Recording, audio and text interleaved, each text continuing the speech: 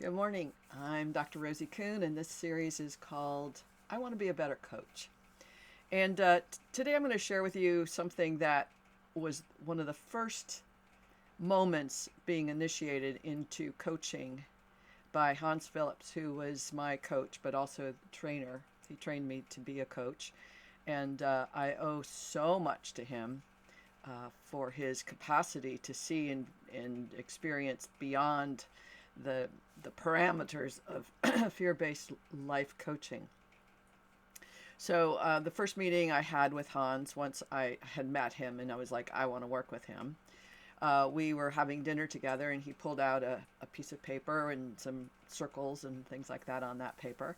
And he said, okay, Rosie, he said, what are you afraid people are going to find out or decide about you? What are you afraid people are going to find out or decide about you? And in that moment, my mind was blown because I knew this individual and where, however, he'd learned how to coach, where it's going to take people way beyond, uh, in a sense, the 3D linear perspective. He was getting to the core of what gets in the way of us being our most essential self. So he asked the question, what are you afraid people are going to find out or decide about you? And it was like, wow, I don't know how to answer that question. But I realized at the same time, I didn't know how to answer it because it was so piercing. And at the same time, I knew exactly what the answer was. What I was afraid people were going to find out or decide about me was that I was unworthy, I was undeserving, I was not very smart, I was insignificant, I didn't have anything to offer, I wasn't lovable. So these were the things that spilled out of me very quickly. Basically, I'm unworthy of being loved. That's basically what it was. That's a core fear, in a sense, core truth. Not, I mean, depending on your perspective and the reality of spirituality and all, it's like the core truth for this being at that point in my life was I'm unworthy of love. I'm unworthy of abundance. It's like, okay. So the second question was just as powerful. He said, what do you do so people don't find out that you're unlovable, unworthy, insignificant, not very smart? What do you do so people don't find that out? And it was like, again, profound, like, wow, that just gets to the heart of things. So I listed quite a few things that I do. Beauty was really important in our family. So the more the more beauty I could be, if you will, the more beautiful I could be, um, that's what I would do. The more loving, the more kind, the more generous, the more I took care of other people's needs and wants. That's what I did. I also hid out for a long time. You know, I have 3 master's degrees and a PhD. I mean, that's what I had when I was learning to be a coach with Hans. Is I had all this academic credibility, if you will, but it never landed on that part that says, "Hey, I'm nothing. I'm unworthy." And so all the trying, I did a lot of trying. Now my academic reality was even like, that's it's not me. I didn't do that because I never thought of myself as very smart. In fact, I was told I was really pretty dumb. So I always saw that as another thing that I was afraid people would find out or decide about me was that I'm really dumb because it's humiliating. People humiliate you when they think you're dumb. So Hans's question, what do you do so people don't find out what you're afraid that you're going to find out?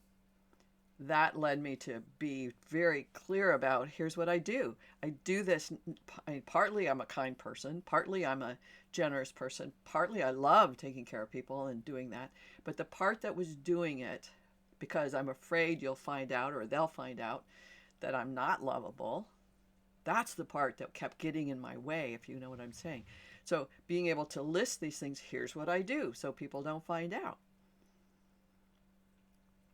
So when Hans was asking these questions, it became very clear that 90% of my life is spent with this core fear controlling and directing my trajectory in my life and what I do, so you don't find out about that core. You don't find out that I'm unworthy or unlovable. That's what I do. And what's left?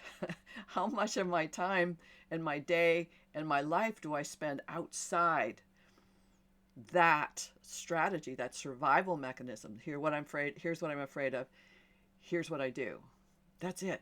That's it. And if there was any kind of reaction from people, I would get triggered, like, oh, I'm not enough. I'm not enough. I'm not enough. I got to do more. Or the shame and feeling the guilt. And I'm sorry. I'm not enough. I'm sorry. I didn't do it right. I'm sorry.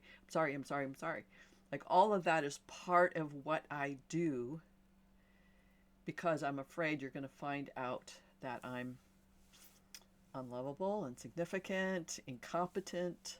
Just fill in the blanks. It's a whole bunch.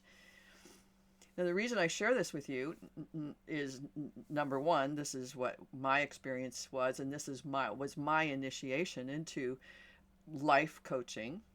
Not just life coaching, like, hey, let's get you that $1 million job, or let's get you that new car, or let's get you that love relationship. It's like much more core truth. Let's get it, but let's see what's in the way of you getting it. So every single one of us as a human being, 99.9% of us have a core fear. One of my things I do during the week is I volunteer at the local co-op, and there's this very handsome, loving, kind, beautiful human being that comes in all the time. And I'll call him Eric. And I was sort of had my back to Eric when he came in, but I heard his voice, and I go, Eric's here. And he goes, wow, he said, you recognize me? And I go, yes, of course I recognize you. You're one of the delights of my time here at the co-op. And he goes, wow, nobody ever says that to me. Everybody says I'm forgettable. Now, this guy is 6'3", handsome, wonderful smile. In my mind, he's unforgettable. But he's been told, I've been told I'm forgettable. And at that moment, I felt that core truth that he lives with. I'm forgettable. And his job, he just has got what we would consider an ordinary job. Nothing special, nothing professional. I don't know where he would like to be in his life, but he does what he does. But it's like, wow, anybody who has been told you're forgettable, anybody, it's excruciating. And 99% of us have been told one way or another that we're insignificant, we're not enough, we're unlovable.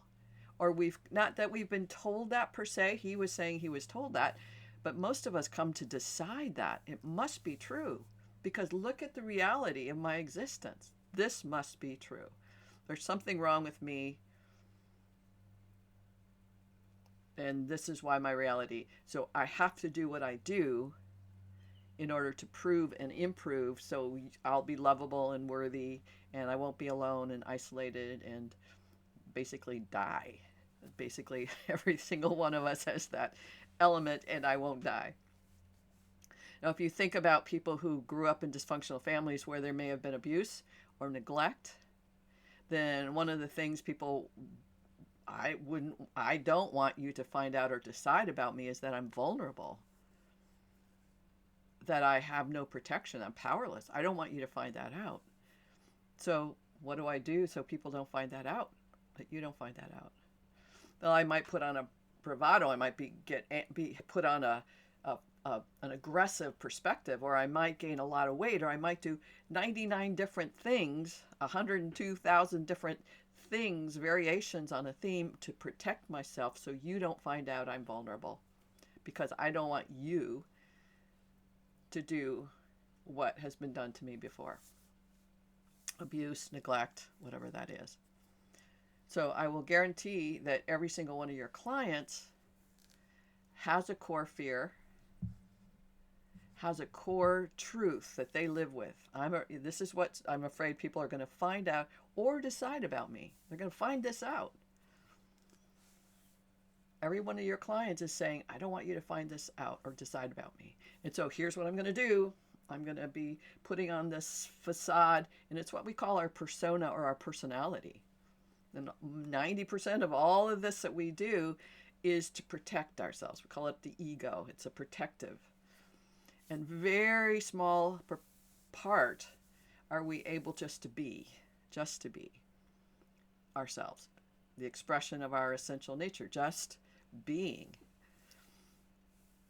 So this is foundational in this work as a transformational coach, in a sense that how does a person who wants something different, if you were taught I'm unlovable, but what you want is a relationship, an authentic, heartfelt connection with intimacy, how will you be able to have that if what you're coming from is I'm nothing, insignificant, and I'm going to do all these strategies to perform, but I never get to be me? So every single one of your clients is coming in with that. You're there too, obviously, because you're one of us human beings, and you have this dynamic of some core truth that you don't want people to find out or decide about you. And you do things so they don't find that out. And one of the things a lot of people do is they go, oh, I'll be a life coach because then I can be that strength, that pillar of support for other people.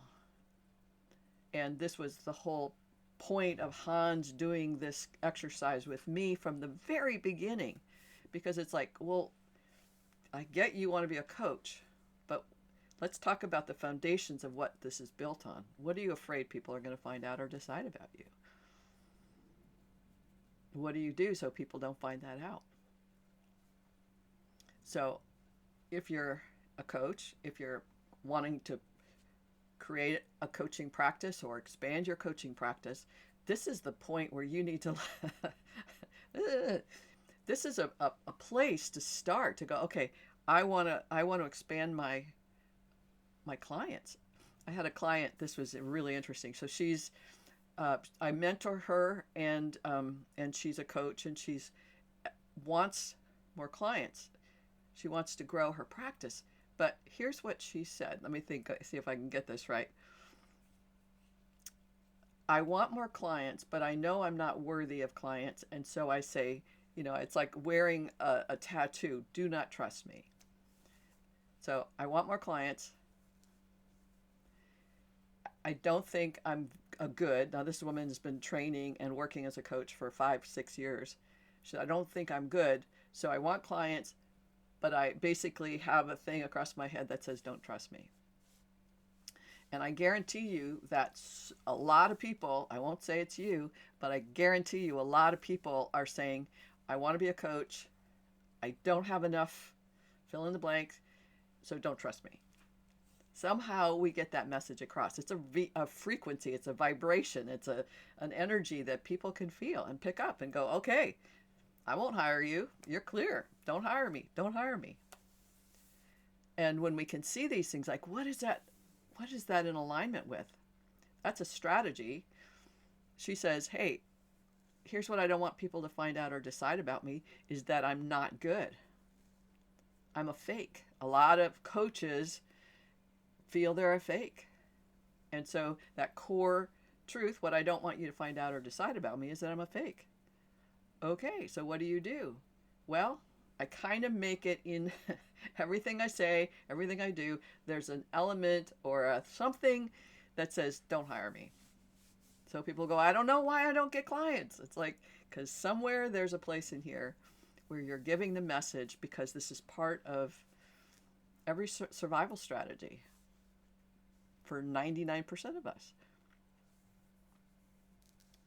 So it's fascinating to me just to sit with yourself potentially and say, what am I afraid people are going to find out or decide about me? And what do I do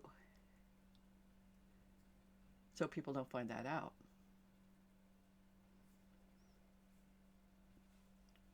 the question is, and this comes in Tracy Goss's book called The Last Word on Power. She talks a lot about making the impossible possible. It's like, what's impossible based on your core truth and everything you do so people don't find out the core truth. This is small t truth, not the big T truth, like your awesomeness, brilliance, divine expression. This is the one that says, I'm afraid people are going to find out. I lack, I lack, I lack. What's impossible given your core fear / truth and what you currently do? What's impossible?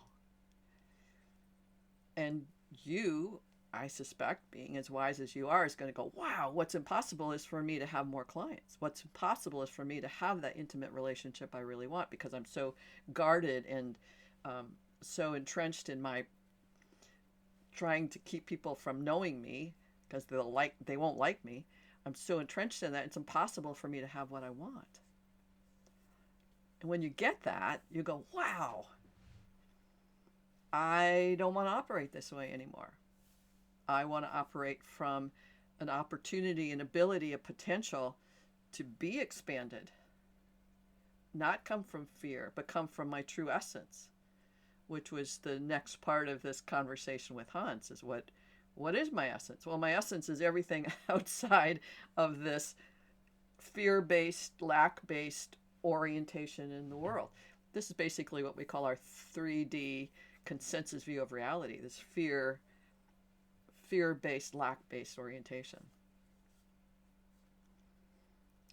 So really just explore with curiosity, who are you?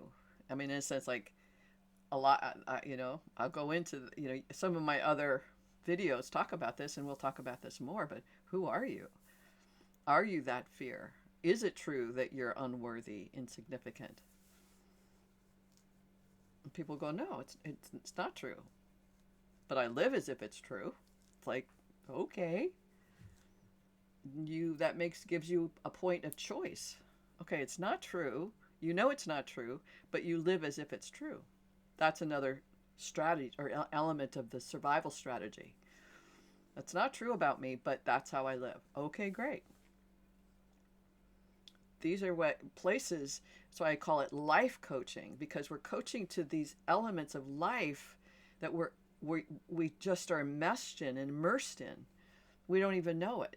But as coaches, we're asking questions. It's inquiry based.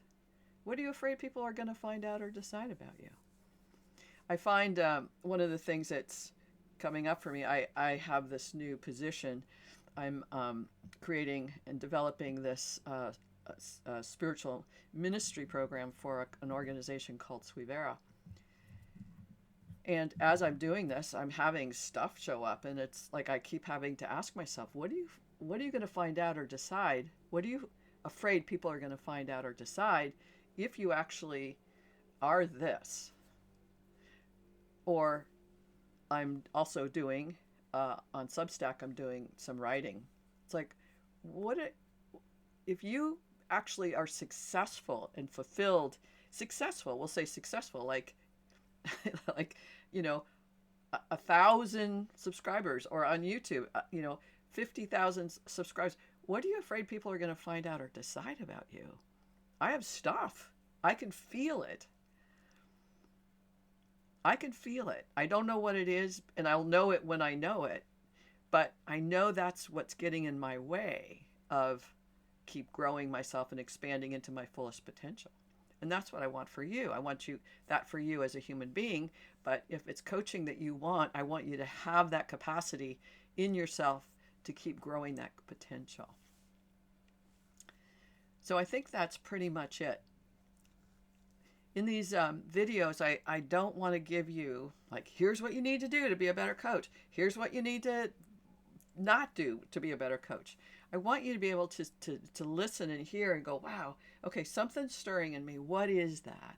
Or this is resisting. I'm resisting, or whatever's happening in you. I want you to be in that, as opposed to me telling you what to do. If I'm telling you what to do, I'm probably playing into your survival strategy. probably playing into, I don't know how to do this. I don't know how to think about this. I don't know how to do me. I don't know how to. And it's like totally true. And you have the capacity to know you're grown up enough to be listening to this. And for you to do this level of exploration and introspection, if you will, this is what's going to help you enhance and support your clients in doing the same thing. You won't be afraid to ask them more challenging questions that will have them look at, like, wow, I see how I'm so resistant to leaving or expanding my comfort zone. So I don't give people, here's what to do. But hey, explore what it's like to be you. Explore this place of, what are you afraid people are going to find out or decide about you around anything? You know, I walk into my little home and I go, what am I afraid people are going to find out or decide about me? I'm afraid they're going to find out or decide I'm trailer trash because I live in an RV, have for over 20 years. I'm afraid they're going to find out that I'm, you know, insignificant, and that's why I live in a trailer. I'm unworthy, and that's why I live in a trailer. So all these things that play in my psyche, will say, I'm aware of those. Like, wow, I'm still doing that. I got to give it up because it limits my potentiality. So I hope that's fun for you and valuable for you. And again, I coach people. I train people one-on-one. And I also have a coaching training group that we do. We get together. We're a group of coaches that get together, and I facilitate this place of talking about these challenges that we face as coaches and as human beings so we can grow that capacity. So if you're interested in any of those, the links are below, or my email's below. You can do that. I have a lot of YouTube videos. I've got over 300 videos here. And I'd be happy for you to like this if you find value. Leave a comment below, or if you have questions that you'd like me to answer or challenges that you are facing for yourself as a coach, there's a form down below and you can fill that out, and I'd be happy to talk about it with you and for you. All right, I think that's pretty much it. Blessings to you, and I'll see you next week. All right, bye for now.